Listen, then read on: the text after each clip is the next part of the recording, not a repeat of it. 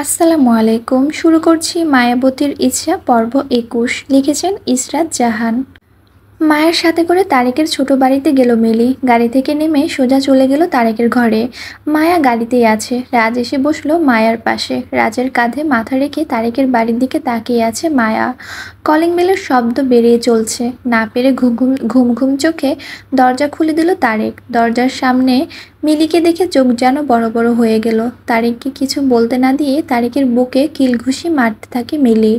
মারতে মারতে ভিতরে নিয়ে যায় তারেককে। মায়া ও রাজ এটা দেখে হেসে দেয়।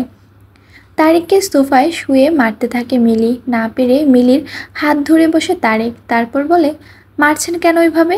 মিলি এবার চিল্লিয়ে বলে ওঠে, কে আপনি? হ্যাঁ, আমি কি দেখতে বুড়ি নাকি? তোমার সিনিয়র যে আমাকে আপনি আপনি করছো? আমাকে তুমি করে বলবে। শুধু তুমি না, আমার বাবুর আম্মু এভাবে ডাকবে। ভ্যাবাচেকা খেয়ে তারেক বলে, অ্যাঁ? চোখ বড় বড় করে ভয় দেখিয়ে মিলি বলে, না, হ্যাঁ। চলো এখন। কোথায়? বিয়ে করব। কাজীকে কল করা হয়েছে, উনি আসছে। এই রাতে কাজী? হ্যাঁ, ব্রোকে বলেছি। ব্রো বলেছে কাজী আসবে। এই তোমার ভাই বোন কি শুরু করেছে বলো তো? বিয়ে করবা দিনের বেলা, তা না কাজীকে বউয়ের কাছ থেকে কেড়ে এনে ভোর না হলে রাতের বেলা বিয়ে করো। সময় সুযোগ বুঝে বিয়ের অফার দিতে পারো না? তুমি বিয়েতে রাজি হতে পারো না। বিয়েতে রাজি হলে তো ঠিক সময় করে ডাকতাম কাজে। তুমি আমাকে বিয়ে করে সুখে থাকবে না, বেটার কাউকে দেখো।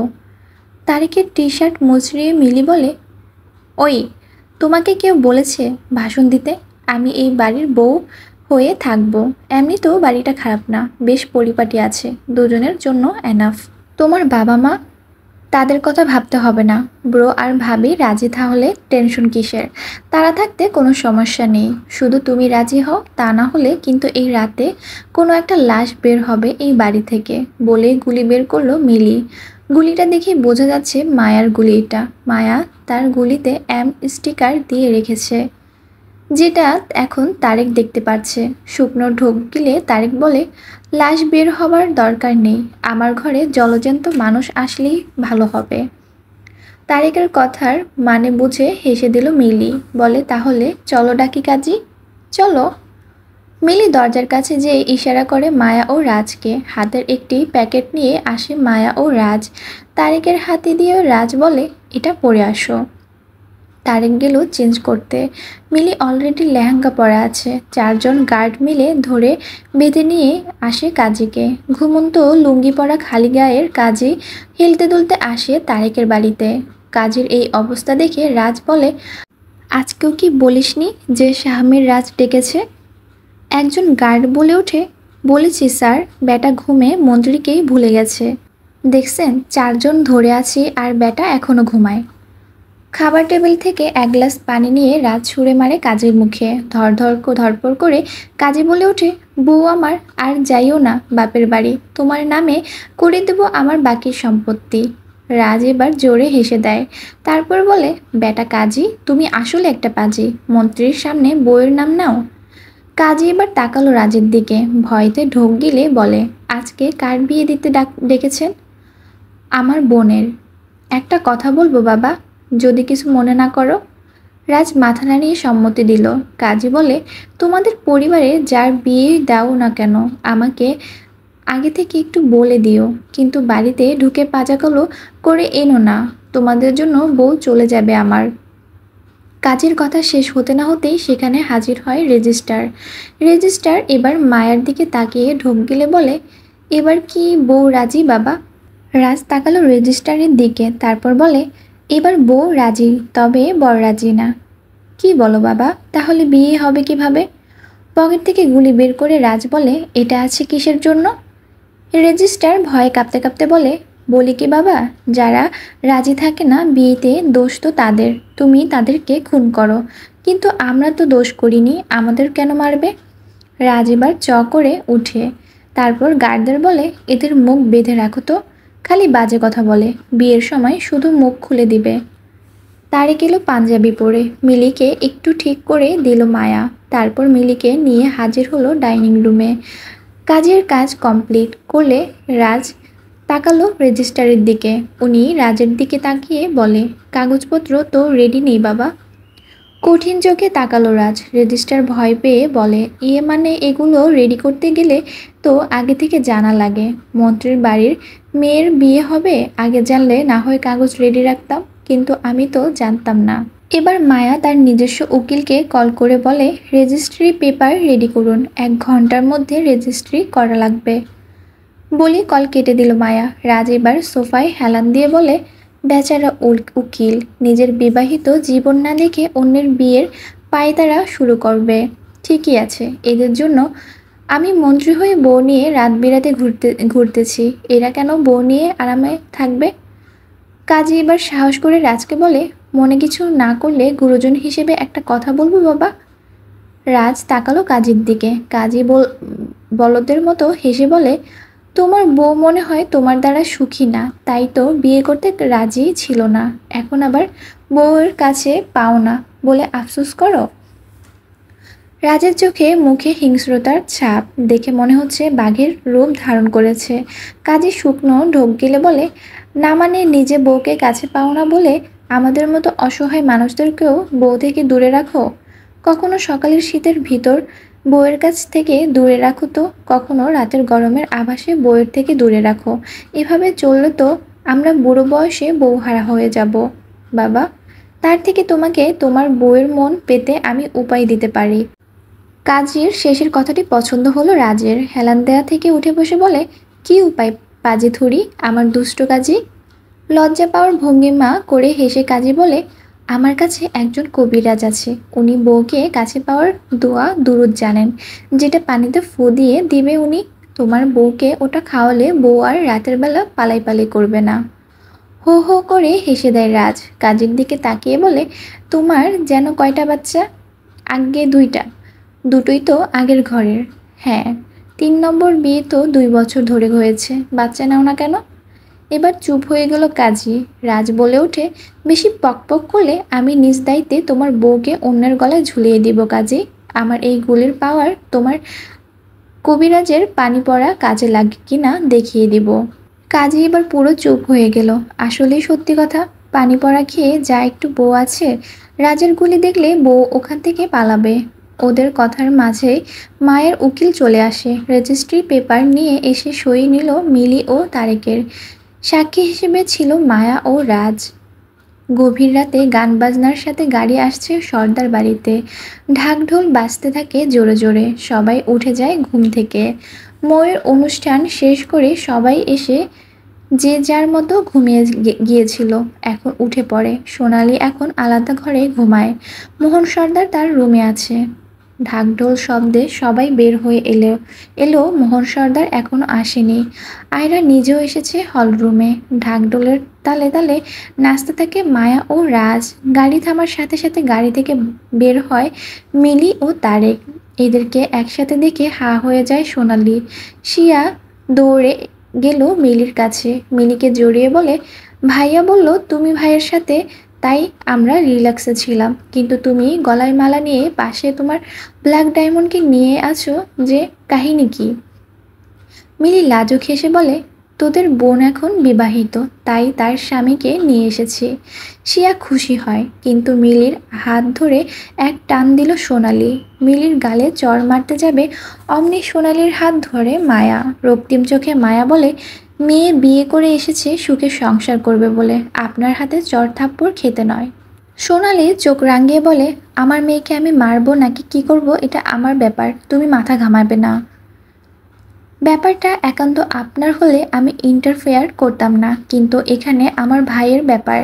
সেই ভাই যার 4 কোলে আমি ছাড়া কেউ নেই। তার মৃত মায়ের কাছে ওয়াদা করে রেখেছি তার সব কিছুর খেয়াল রাখবো আমি। সেই ভাইয়ের বউকে নিজের সামনে মার খেতে দেখি কিভাবে? কথাগুলো হলেই হাত ঝাড়া দিয়ে ছাড়িয়ে দিল মায়া। মাহমুদ সর্দার এসে মিলি ও তারেককে ভিতরে নিয়ে আসে। এখন প্রায় ভোর। রাতে ঘুম হয়নি কারো। সূর্য উঠেছে মাত্র। মাহমুদ সর্দারের কথা মতো কিছু গহনা এনে দিল মালিনী। দুজনের বরণ করে মাহমুদ সর্দার বলেন, তোমরা এখন একটু ঘুমিয়ে নাও। মিলিমা এখন শিয়ার ঘরে যাও, আর তারেক রুদ্রর ঘরে যাও। আমরা মিলির ঘরটা সাজাবো আজকে সন্ধ্যায় অনুষ্ঠান সেরে তোমাদের পাবলিকলি গ্রহণ করব। মালিনী বলেন, আজকে তো ভাই ভাবি আসবে বীরের কবর দেখতে। কিছু করার নেই, বিয়ে যখন হয়েছে অনুষ্ঠান হবে, আর ভাই ভাবি এসে তো বেশ কয়েকদিন থাকবে, তাই প্রথম দিন না হয় এদের অনুষ্ঠান উপভোগ করুক। মামু মামি আসবে বলে একটু চিন্তায় পড়ল রাজ। মাহমুদ সর্দার এসে রাজের কাঁধে হাত রেখে বলেন, চিন্তা করো না, এবার যা হবে ভালো কিছু হবে। রাজ মাথা দুলিয়ে বলে, ভালো কিছু হতেই হবে। বীরের বাবা মা আসবে শুনে সোনালির মুখে হাসি ঝুলে আছে, যেটা চোখ এড়ায়নি মায়ার।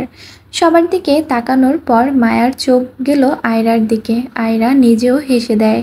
মায়া এবার তারেকের পাশে এসে বলে, কংগ্রাচুলেশন ভাই। Thank you. বিয়ে হয়েছে বলে এবার শাশুড়ির দলে চলে যাবে না তো? তারেক দেখল সোনালীকে, বলে, এই তারেক কখনো বেইমানি করতে শিখেনি ম্যাডাম, এতটুকু আপনি বিশ্বাস রাখতেই পারেন। বীরের বাবা মা আসতে চলেছে, আমাদেরকে আরও বেশি সব দিকে নজর রাখতে হবে, বিশেষ করে এই সোনালীকে। ওফ, তোমার শাশুড়িকে। আমার শাশুমাকে আমি নিজেই দেখে রাখবো। এক কথায় এরা এক একজনকে কে কোথায় যায় এটা আমাদের জানতে হবে। আলতো হেসে তারেক বলে, এই বাড়ির জামাই হয়েছি তো শাশুড়িকে জ্বালাতে। চিন্তা করবেন না, আমি আমার শাশুড়িকে ফলো করব, আর আপনি আপনার শাশুড়িকে। বলে মায়া ও তারেক একে অপরের দিকে ভিলিয়ে হাসি দেয়।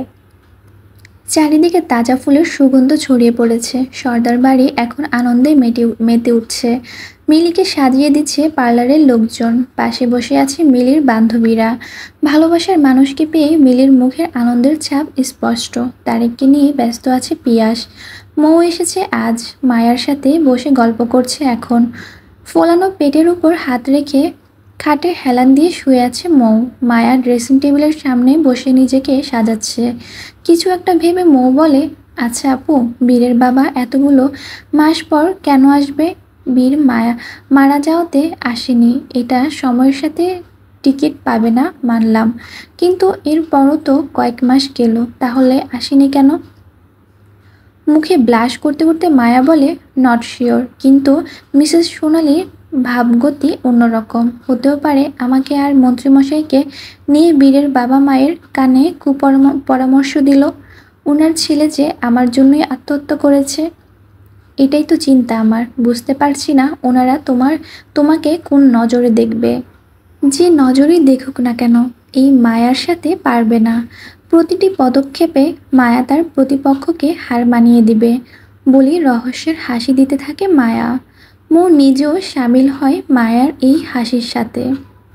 আস্তে আস্তে লোকজনের আগমন বৃদ্ধি পেতে থাকে। সর্দার বাড়ির বড় হলরুম এখন বিয়ে বাড়ির রূপ নিয়েছে। সবাই এদিক ওদিক তাকিয়ে দেখতে থাকে।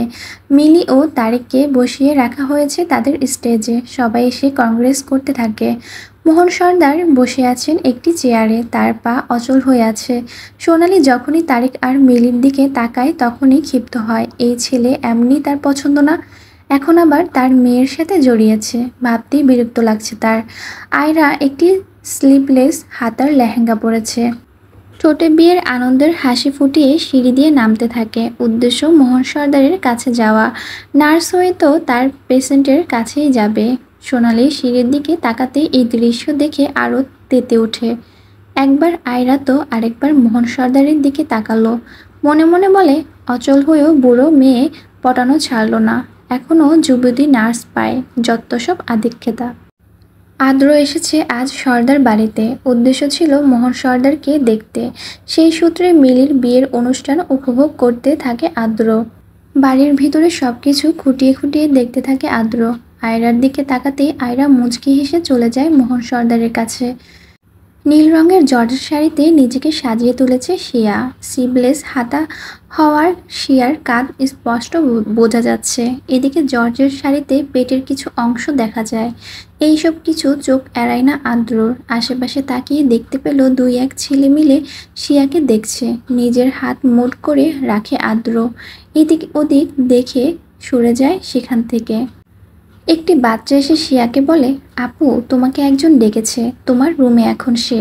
ভ্রুকুচকে এলো শিয়ার, বাচ্চাটিকে বলে, আচ্ছা বাবু আমি যাচ্ছি বলে চলে যায় নিজের ঘরের দিকে।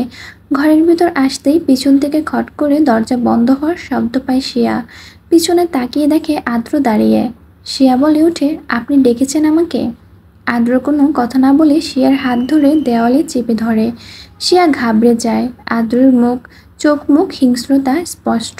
এটা দেখে শিয়া তোতলাতে থাকে। ভয়তে ভয়তে বলে, আপনি ঠিক আছেন তো? ভুলভাল কিছু খেয়েছেন কি?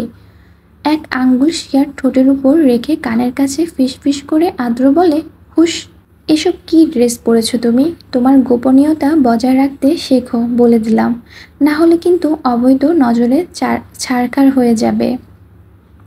কিন্তু এটা তো ফ্যাশন, সব মেয়েরাই পরেছে আজ, আমি পরলে দোষ কোথায়?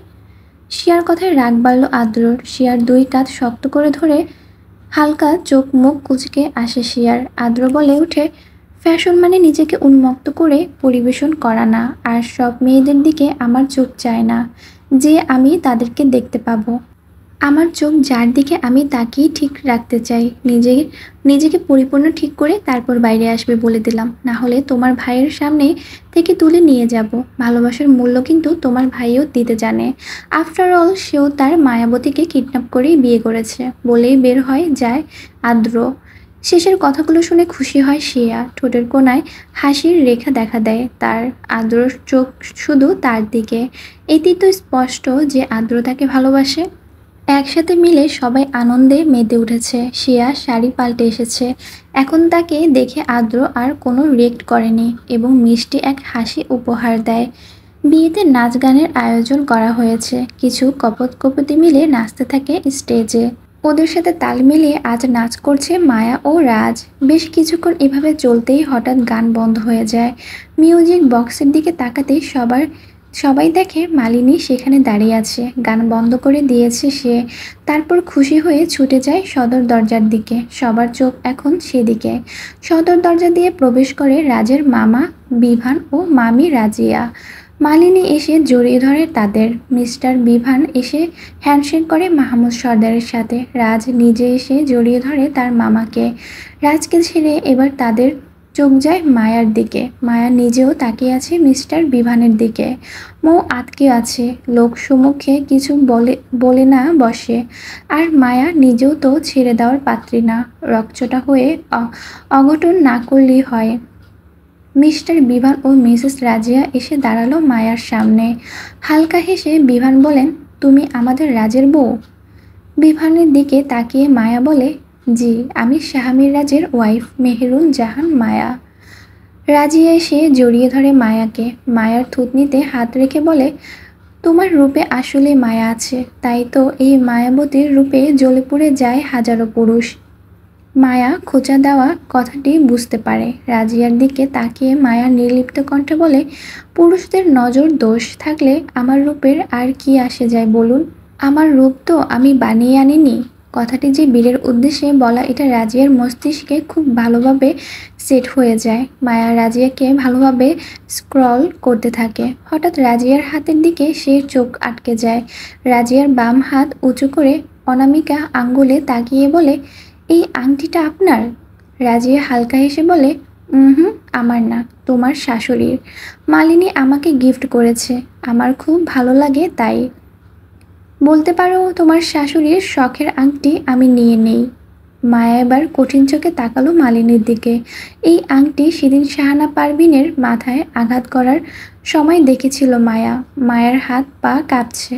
এখন এই চুরির আঘাতে ভস্ম করে দিতে মন চাইছে মালিনীকে। এমন এক নজর স্পষ্ট দেখা যায় মায়ার চোখে। রাজিয়া এটা দেখে বলে, তোমার কি এই আংটির খুব পছন্দ হয়েছে? তোমাদের বিয়ে উপলক্ষে কিছু দিতে পারিনি, এটা নিতে পারো তুমি। মায়া এবার রাজিয়ার দিকে অগ্নি দৃষ্টি দিয়ে বলে, সেকেন্ড হ্যান্ড জিনিস মায়া নেয় না। অপমান বোধ করলো রাজিয়া। মায়ার কথাতে পাত্তা না দিয়ে বিভান টেনে নিয়ে যায় রাজিয়াকে। অনুষ্ঠান শেষ করে মিলিকে নিয়ে বাসরে আনা হয়। তারেক ও মিলিকে রুমে রেখে সবাই চলে যায়। ঘোমটা দিয়ে বসে আছে মিলি। সিনেমার দেখছে নায়িকারা এভাবে থাকে। নায়ক এসে ঘোমটা উঠিয়ে দিয়ে প্রশংসা করে। মিলিও চায় তারেক ওর সাথে এমনটা করুক, তাই ঘোমটা মুখে দিয়ে মিটমিটে হাসতে থাকে সে। প্রিয় পুরুষের সাথে প্রথম প্রণয়ন হবে তার। কিন্তু মিলির আশাতে পানি ঢেলে তারেক খাটের এক কোণায় বসে পানি খেতে থাকে। মিলি কিছুটা রেগে যায়। নিজে থেকেই ঘোমটা উঠিয়ে তারেকের ঘাড় ধরে মিলির দিকে ঘুরিয়ে দিয়ে বলে, সারাদিন কি এমন খেটেছ যে এখন পানি গিলতে হচ্ছে? মিলির এমন ঘাড় ঘোরানোর জন্য একটু ঘাবড়ে যায় তারেক। হঠাৎ কেউ পিছন থেকে অ্যাটাক করবে এটা যেন ভাবনার বাইরে। তারেক বলে, পানিই তো খাচ্ছিলাম, অন্য কোনো নারীর কাছে তো যাইনি যে এভাবে রিয়েক্ট করছো। অন্য নারীর কাছে যাও তো দূরের, অন্য নারীর দিকে তাকিয়ে দেখো, চোখ দুটো দিয়ে মার্বেল খেলতে থাকবো। বাসর রাতে কেউ স্বামীকে এভাবে ভয় দেখায়? এই মিলি দেখায়। জীবনে কোনো কাজ করে পাপ করছি কি না জানি, না বিয়ে করে মস্ত বড় পাপ করেছি। হালকা ঢোক গিলে বলে তারেক। মিলি রেগে বোম হয়ে আছে। তারেকের কলার চেপে ধরে বলে, তোমার এই পাপকে পূর্ণ করব আমি। কিভাবে? তোমার বাবুর আম্মু হয়ে? এত তাড়াতাড়ি বাবু? হ্যাঁ, এত তাড়াতাড়ি বাবু। তোমার ভাই বোন এত বাবু বাবু করো কেন বলো তো? একজন জনসম্মুখে বাবু বাবু করে, তো আরেকজন বাসরের শুরুতে বাবু বাবু করে। তোমার বাবু দিতে দেরি করো কেন বলো তো? ভাইকে যদি ভাবি একটা বাবু দিত, ভাই কি বাবুর জন্য ভিক্ষা করতো? আমাকে একটা বাবু দাও, আমিও ভিক্ষা করব না তোমার কাছে। লুচ্চা ভাইয়ের লুচ্চা বোন যাকে বলে। অদ্ভুত তো, বাসর ঘরে বরের কাছে বাবু চেয়েছি, এটা নাকি লুচ্চামি। বলি, আমি কি পরপুরুষের কাছে বাবুর কথা বলবো? শোনো মেয়ে, এভাবে বাবু বাবু করতে নেই, এটা সময় হলে আসবে। মেয়ে হয়ে জন্মেছ, একটু লজ্জা পাও, লজ্জাই নারীর ভূষণ। মিলি এবার চোখ বড় বড় করে বলে, গত 10 মিনিট ধরে ঘুমটা দিয়ে লজ্জা পাওয়ার অভিনয় করেছি, লাভ কিছুই হয়নি। বাসরে কই ভাবলাম স্বামী এসে আমার ঘুমটা উঠিয়ে আমার রূপ নিয়ে প্রশংসা করবে, কিন্তু না, তা আর হলো কোথায়? মিলির গালে এক আঙ্গুল ছুঁয়ে ওই আঙ্গুল মিলির মুখের সামনে নিল তারেক। মিলিকে দেখিয়ে বলে, এই দেখো, মেকআপের কিছু অংশ আমার আঙ্গুলেই আছে। এই আর্টিফিশিয়াল রূপে আবার প্রশংসাও চাও তুমি? মুখ ধুয়ে আসো আগে, দেখি মেকআপের আড়ালে সুন্দরী আছে নাকি পেতনি। অপমান গায়ে লাগালো মিলির। ঠোঁট উঁচু করে রাগ দেখালো তারেককে। ড্রেসিং টেবিলের থেকে মেকআপ বক্স এনে তারেকের মুখে মাখতে থাকে। একটি লাল টুকটুকে লিপস্টিক দিয়ে তারেকের ঠোঁটের পাশে লাগিয়ে দেয়। কাজল এনে তারেকের কপালে লাগিয়ে দেয়। তারেক হাত ধরে আটকানোর চেষ্টা করছে, যার কারণে লিপস্টিক কাজল তারেকের মুখের চারপাশে লেগে যায়। সোনালি এসেছে মিলির রুমের সামনে। দরজা ধাক্কাতে থাকে সে। তার উদ্দেশ্য মিলিকে এখান থেকে নিয়ে যাবে। মিলিকে তারেকের মতো কালো ও গরিব ছেলের সাথে সে মেনে নিতে পারছে না। গরিব, তার উপর আবার মায়ার অ্যাসিস্ট্যান্ট। মায়াকে অপছন্দ হয় এখন তারেককে অসহ্য লাগতে শুরু হয়। তারেকের কাছে থেকে দূরে রেখে মিলিকে কিছু কুমন্ত্রণা দিয়ে মিলি ও তারেকের ডিভোর্স দিয়ে দিবে, এমন চিন্তাধারা জাগরণ করেছে সোনালির মনে। দরজা ধাক্কানোর শব্দে মিলি ও তারেক অবাক হয়ে তাকালো দরজার দিকে। তারেক এবার নিজে মুখ ফুটে বলে, বাসরে কোনো বিবেকহীন বান্দা এসে দরজা ধাক্কায়? মিলি অবাক হলো তারেকের কথায়। 32 পাটি বের করে তারেককে দেখতে থাকে। মজা করে বলে, দুষ্টবর বলি দরজা খুলে দেয় মিলি। সোনালিকে দেখে চোখ ছোট ছোট করে মিলি। তারেকের সাথে মেকআপ নিয়ে মারামারি করার ফলে মিলির লেহেঙ্গা একটু এদিক ওদিক হয়ে আছে। চুলগুলো উস্কো দেখা যাচ্ছে। সোনালির হৃৎপিণ্ডে যেন মোচড় খেলো। দরজা ধাক্কানোর শব্দ শিয়া ও রাজের ঘর অবধি এসেছে। রুদ্রের ঘরে পিয়াস ও মৌ ছিল, সেই ঘরেও শব্দ আসে। মিলি দরজা খুলছিল না বলেই জোরে দরজা ধাক্কায় সোনালি। মায়া, রাজ, শিয়া ও পিয়াস এসে দাঁড়ালো সেখানে। সবাইকে দেখে মিলি এবার ভিতরে ঢুকে লেহেঙ্গা ঠিক করে। লজ্জা পেয়ে পিয়াস ভিতরে ঢুকে যায়। মৌ জিজ্ঞাসা করে, কি হয়েছে? পিয়াস খাটের উপর বসে বলে, স্যার যে কেন লাগামহীন এটা আমি এখন বুঝলাম। কেন, কি হয়েছে? এই বাড়ির বয়স্ক লোকেরাই তো বিবেকহীন। বাসর ঘরে কেউ দরজা ধাক্কায়, তাও আবার মা হয়ে? মৌ হা হয়ে যায়, বলে ওঠে, কি বলো? মিলি ও তারেকের ঘরে দরজা ধাক্কানো হচ্ছিল?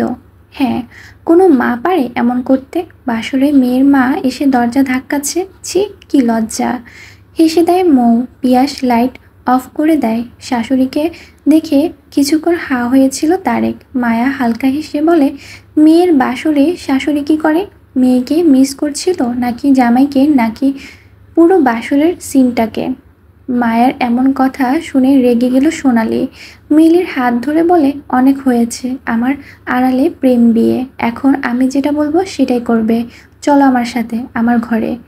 মিলিকে নিয়ে 2 পা এগোতেই মিলির আরেক হাত খপ করে ধরে তারেক। সোনালি বাধা অনুভব করলো, ঘুরে তাকিয়ে দেখলো তারেক মিলির হাত ধরে দাঁড়িয়ে আছে। সোনালির দিকে তাকিয়ে আলতো হেসে তারেক বলে, একটু ভুল বললেন শাশুড়ি মা।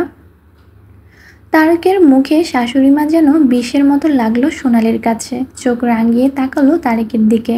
তারেক আবার বলে, বিয়ে করলেও প্রেম এখনো হয়নি। আপনার মেয়ে শুরু করেছিল, কিন্তু আমি শেষ করিনি শাশুড়ি মা। মিলি খুশি হয়ে তাকালো তারেকের দিকে। তারেকের মুখের দিকে তাকিয়ে রাজ বলে, কিন্তু তোমার মুখের মেকআপ দেখে তো মনে হচ্ছে আমি মন্ত্রী হয়ে যা এতগুলো মাসে সফল করতে পারিনি, তুমি তা এক রাতেই সফল করেছো। বাবা না হই মামা হওয়ার মতো নিউজ শীঘ্রই পাবো। শিয়া দৌড়ে চলে যায় ঘরে। এদের কাণ্ড দেখে লজ্জা লাগছে তার। মায়া চোখে গরম করে তাকালো রাজের দিকে, বলে উঠে, লাগাম হিং মন্ত্রী মশাই। তারপর সোনালির কাছে এসে সোনালির থেকে মিলির হাত ছাড়িয়ে বলে, মাঝরাতে স্বামী স্ত্রীর ঘরে এসে বিরক্ত করার আর তার সাথে অন্যদের ঘুমের সমস্যা তৈরি করার জন্য কিন্তু আপনাকে শাস্তি দিতে পারি। ভুলে যাবেন না, আমি কিন্তু কথা কম বলি, কাজ করি বেশি। তাই ভালো ভালো নিজের বিবেক বোধ ফিরিয়ে আনুন। অন্যের সংসার ভাঙার মতো কাজ করছেন, এখন মেয়ের সংসার ভাঙবেন না। অন্তত এটা মানুন যে এখন যার সংসার ভাঙতে এসেছেন সে আপনার মেয়ে। আমার মেয়ের সাথে আমি কি করব এটা তোমাকে বলবো? আমি ওকে নিয়ে এখান থেকে যাব। তোমাদের আশকারা পেয়ে এই বিয়ে করেছে, এখন আমি ওকে নিয়ে যাব। দেখবে ওর ঘোর কাটলে কালকেই নিজে থেকে ও এই ছেলেকে তালাক দিবে। সোনালির চোখের দিকে কঠিন দৃষ্টি দিয়ে মায়া বলে, কি এমন ঘোল খাওয়াবেন মেয়েকে যেটা অন্যদের খাওয়ান? ঘাবড়ে গেল সোনালি। মায়ার চোখে স্পষ্ট দেখতে পায় তাকে নিয়ে রহস্যজনক কিছু। মায়া কি তাকে নিয়ে কিছু জানে? ভাবতে থাকে সোনালি। মায়া হালকা হেসে সোনালির কানের কাছে এসে বলে, আপনার ওসব 2 নাম্বারই কাজের দিন শেষ, এবার এই মায়ের দিন শুরু। আস্তে আস্তে সব হারাবেন। এখন চুপচাপ মেয়েকে জামাইয়ের সাথে থাকতে দিন, না হলে পুরো পরিবারের সামনে আপনার গোপন ব্যবসা আমি ফাঁস করে দেব, যেটা জানলে মন্ত্রীমশাই আপনাকে। আর কিছু বলতে পারল না মায়া। সোনালি নিজে থেকে হাঁটতে থাকে, চলে যায় নিজের ঘরের দিকে। মায়া দেখলো সোনালির যাওয়ার, তারপর তারেকের দিকে তাকিয়ে ইশারা করে। তারেক চোখ দিয়ে আশ্বাস দেয় মায়াকে। রাজ এসে মায়াকে বলে, তাহলে চলো মায়াবতী, নাকি এখন বস হয়ে অ্যাসিস্ট্যান্ট এর বাসর লাইভ দেখবে? ফিক করে হেসে দেয় মিলি। তারেক ভিতরে চলে যায়। মায়া চোখ কটকট করে তাকায় রাজের দিকে, তারপর চলে যায় ঘরের দিকে। রাজ ওদের গুড নাইট জানিয়ে চলে আসে। নিজের ঘরে এসে হাতে হাত মুষ্টিবদ্ধ করে রাগ নিবারণ করছে সোনালি। মায়ার কথাতে স্পষ্ট যে মায়া তার গোপন ব্যবসা সম্পর্কে জানে। তার মানে তাকে এখন সবকিছু তাড়াতাড়ি শেষ করে দিতে হবে। সকালবেলা বীরের কবরস্থানের সামনে দাঁড়িয়ে আছে সর্দার বাড়ির সবাই। বীরের বাবা মা কান্না করতে থাকে। মালিনী এসে সান্ত্বনা দিচ্ছে রাজিয়াকে। মায়ের দিকে তাকিয়ে মালিনী বলে, চিন্তা করো না ভাবি, বীরের মৃত্যুর জন্য যারা দায়ী তারা সবাই শাস্তি পাবে, শুধু সময়ের অপেক্ষা। মালিনীর কথা শুনে হেসে দেয় মায়া। মায়ার নজর এখনও রাজিয়ার আঙ্গুলের দিকে। তারেক ও মিলি আছে সেখানে। মিলি বারবার হামি দিতে থাকে। তারেক ফোন হাতে নিয়ে দেখে তাতে লেখা, আমি এখন আশ্রমের দিকে যাচ্ছি, সর্দার বাড়ি আজ ফাঁকা দেখতে চাই, আজ থেকে খেলা শুরু। মেসেজটি দেখে তারেক হেসে দিল, ছোট করে মায়াকে লিখে দেয়, ওকে ডান। সবার শোক পালন করে বাসায় ফিরে আসে। মায়া চলে যায় তার আশ্রমে। রাজ আছে নিজের কাজে। ক্লাস শেষ করে মাত্র বাইরে এসেছে শিয়া। উদ্দেশ্য তার আদ্রকে খোঁজা। সবাই বাড়ি রওনা দিয়েছে। শিয়া খুঁজতে থাকে আদ্রকে। আদ্রের সাথে করে বাসায় যাওয়ার জন্য সে প্রতিদিন আদ্রের সামনে এসে দাঁড়ায়। আজও সেভাবে দাঁড়িয়ে এদিক ওদিক তাকালো, কিন্তু আদ্রকে পেল না। এদিক ওদিক তাকাতে শিয়া চোখ যায় একটি গাড়ির দিকে। সেখানে দাঁড়িয়ে আছে আদ্র ও আয়রা। শিয়া ভ্রু কুঁচকে দেখলো তাদেরকে। আয়রা এসে হাত মেলালো আদ্রর সাথে। তারপর ওরা গাড়িতে উঠে চলে যায়। শিয়ার মনে সন্দেহ বিরাজ করে।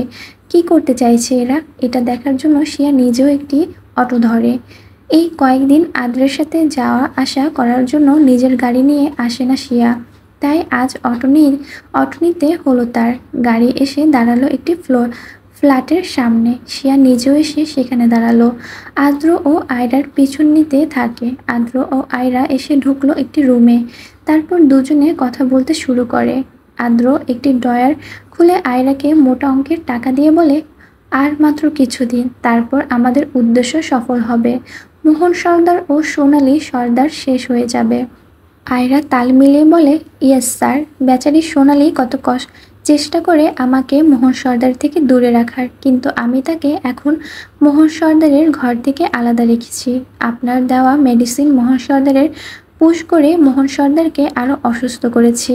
খিলাড়ি হিসেবে তুমি বেস্ট, এটা আমি চোখ বন্ধ করে বিশ্বাস করি। এখন তোমার উদ্দেশ্য সর্দার বাড়ির লকারটা। ওখানেই আছে আসল সম্পদ। যেই দুটো কাজের জন্য তোমাকে ওই বাড়িতে পাঠিয়েছি, ওই কাজগুলো তুমি সফল করতে পারলেই আরও টাকা পাবে। টাকার জন্যই তো আমার এত কিছু। আপনি চিন্তা করবেন না, আজ রাতে বাসার কেউ থাকবে না। শাহমীর রাজ নিজেই আজ ঢাকার বাইরে থাকবেন। মাহমুদ সর্দার তার গ্রামের বাড়িতে। রুদ্রকে তো আমার আগেই ওই বাড়ি ছাড়া করেছি, বলেই হাসতে থাকে আয়রা। এতক্ষণ আদ্র ও আয়রার কথাগুলো মনোযোগ দিয়ে শুনতে থাকে শিয়া। আদ্র এত কিছু করেছে জেনে কান্না আসছে তার। তাড়াতাড়ি সেখান থেকে যেতে নিবে, তখন দরজার সামনে থাকা ফুলদানিতে ধাক্কা খেয়ে খায় শিয়া। জোরে শব্দ হতে বাইরে আসে আদ্র। শিয়াকে দেখে জিজ্ঞাসা করে, তুমি এখানে? রাগী চোখে শিয়া তাকালো আদ্রর দিকে।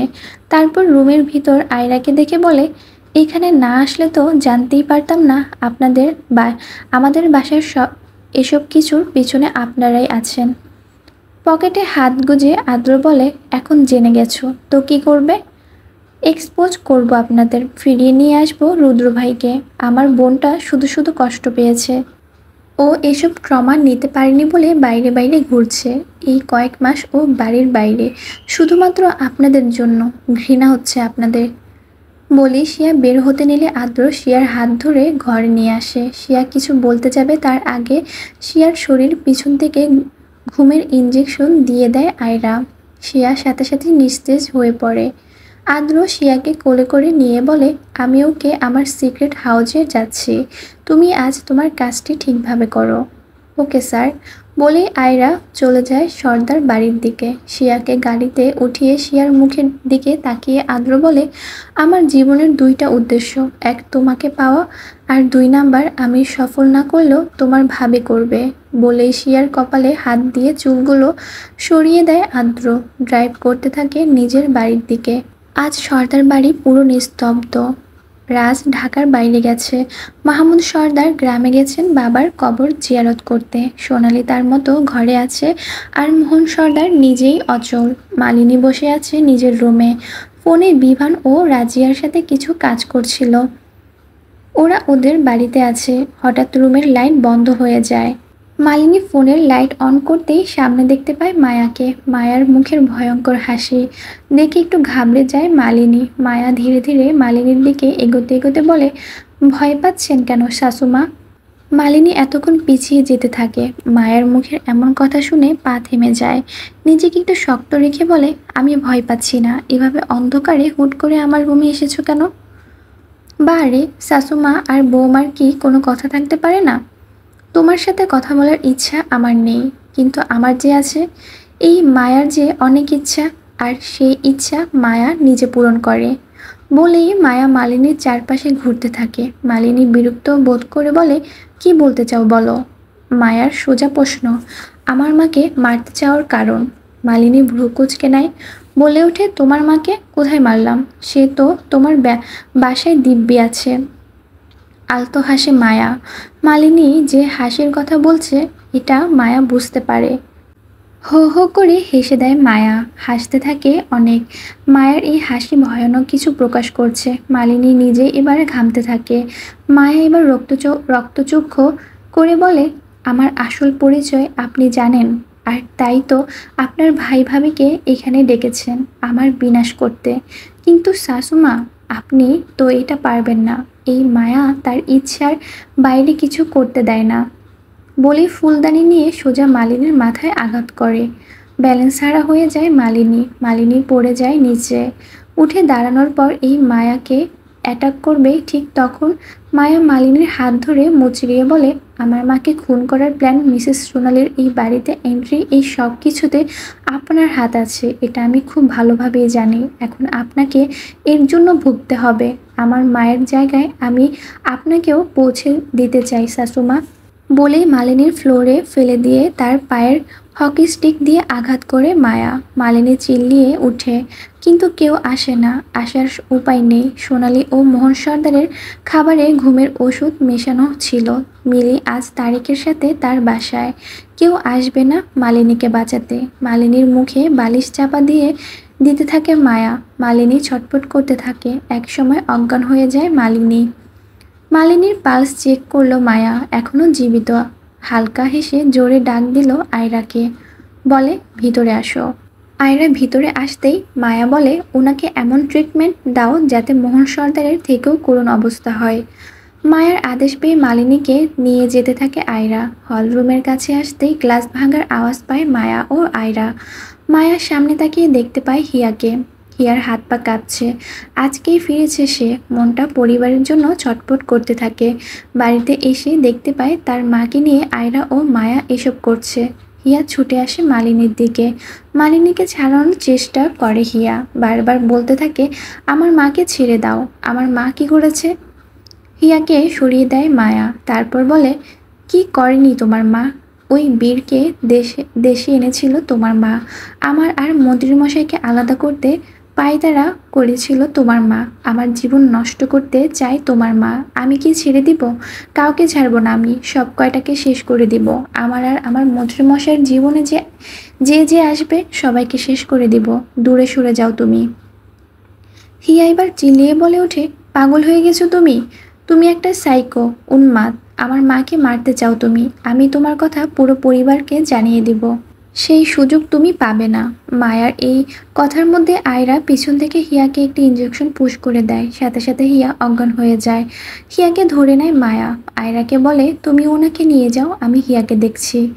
আয়রা চলে যায় নিজের মতো। হিয়াকে নিয়ে মায়া চলে যায় তার ফ্যাক্টরির সিক্রেট রুমে। হিয়াকে এখানে লুকিয়ে রাখতে হবে আপাতত। হিয়াকে বেঁধে রাখার পর মায়া ঘুরে তাকালো অন্য চেয়ারে, যেখানে বেঁধে রাখা হয়েছে যুবকটি যাকে মায়া আটকে রেখেছিল, আর কারেন্টের শক দিতে থাকে। মায়া এসে ছেলেটির সামনে ঝুঁকে বলে, তোকে আমি বারবার বলতে বলেছিলাম কে করতে চেয়েছে আমার মাকে খুন, কিন্তু তুই বলিসনি। এতদিন তোকে বাঁচিয়ে রেখেছিলাম আমার এই উদ্দেশ্য সফল করতে, কিন্তু আজ আমার কাজ হয়ে গেছে। এখন তোকে মরতে হবে। তোকে বাঁচিয়ে রাখা মানে তো আমার মায়ের খুনিগুলোকে রেহাই দেওয়া। এটা এই মায়া কিছুতেই করবে না। বলে পকেট থেকে গুলি বের করে শ্যুট করে দেয়। জোরে জোরে ৩-৪টা শ্যুট করার ফলে চারপাশে শব্দ হতে থাকে। ফাঁকা রুমে শব্দ বেশি হয়। শব্দের বেগ বৃদ্ধি পেয়ে কর্ণপাত হয় হিয়ার। জ্ঞান ফিরে আসে তার। অন্য চেয়ারে লাশ দেখে হাত পা কাঁপছে হিয়ার।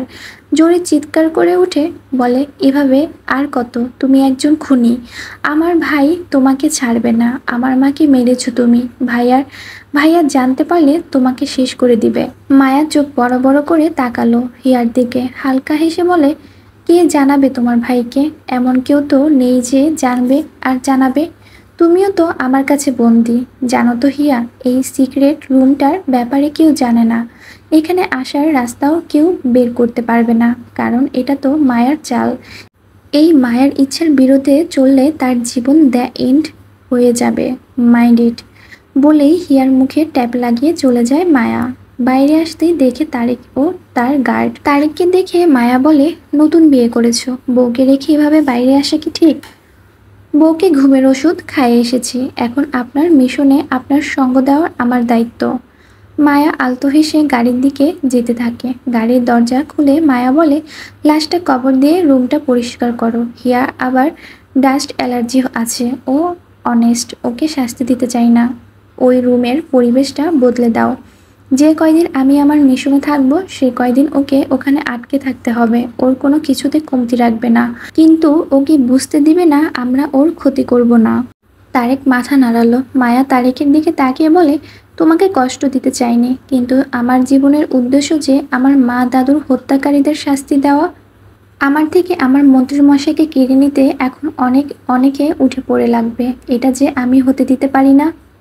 তারেক মায়ের দিকে তাকিয়ে বলে, বোনের সুখের জন্য ভাই সর্বদা আছে। এগুলো কষ্ট না, বোন যদি কষ্টে থাকে ভাই কিভাবে সুখী জীবন পায়? আমার আসল গার্জিয়ান তো আপনি। মায়া ঠোঁট প্রসারিত করে গাড়িতে উঠে পড়ে, চলে যায় সেখান থেকে। অন্ধকার রাস্তায় একা গাড়ি চালাতে থাকে, চারপাশ অন্ধকার আর সে একা, জানালা হালকা খুলে রাখা, বাইরে থেকে প্রাকৃতিক বাতাস আসতে থাকে। মায়ার গাড়িতেও এসি এসি আছে, কিন্তু এই এসির বাতাস মায়ের কাছে ভালো লাগে না। সে প্রাকৃতিক বাতাস উপভোগ করতে ভালোবাসে। ড্রাইভ করতে করতে এদিক ওদিক দেখছে মায়া। গাড়ির গতির সাথে সাথে দুই পাশ থাকা বড় বড় গাছগুলো কেমন যেন দৌড় দিতে থাকে। এমনটাই ছোট থেকে উপলব্ধি করে এসেছে মায়া। গাড়ি চালানোর মাঝে মায়ের ফোন জ্বলে ওঠে। ফোনে হাতে হাতে নিয়ে দেখে রাজের মেসেজ। রাজ লিখেছে, মন্ত্রী মিস তার বউ। উল্টাপাল্টা লেখা দেখে হেসে দেয় মায়া। রাজ আবার লিখে, একদম হাসবে না, আমি আমার বউকে মিস করছি। এদিকে আমার বউ আমার কল ধরেই না। একবার তোমার কাছে আসি, পুরো 24 ঘন্টার ঘরের মধ্যে আটকে রেখে আমার কষ্ট উসুল করে নিব। সবশেষে বাথরুম বিলাস তো আছেই। মায়া হেসে দেয় জোরে জোরে, তারপর কিছু লাভ স্টিকার পাঠিয়ে দেয়। তারপর লিখে দেয়, ঘুমাও মন্ত্রীমশাই, কালকেই তো আসবে, দেখা হবে তখন।